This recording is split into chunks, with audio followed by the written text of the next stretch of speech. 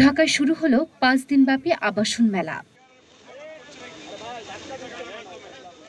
আগারগাঁওয়ের আন্তর্জাতিক সম্মেলন কেন্দ্রে রিহ্যাব আয়োজিত এ মেলা চলবে আগামী ২৭ ডিসেম্বর পর্যন্ত।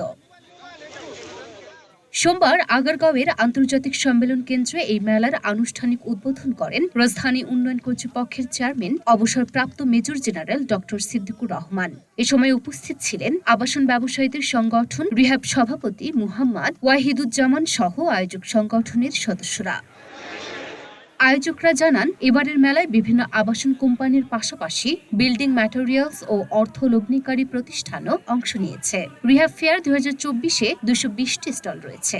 এই ফেয়ারে ৫টি গোল্ড স্পন্সর, ১৮টি কো স্পন্সর, ১৮টি বিল্ডিং ম্যাটেরিয়ালস ও ১০টি অর্থলগ্নিকারী প্রতিষ্ঠানকে অংশগ্রহণ করার সুযোগ করে দেওয়া হয়েছে।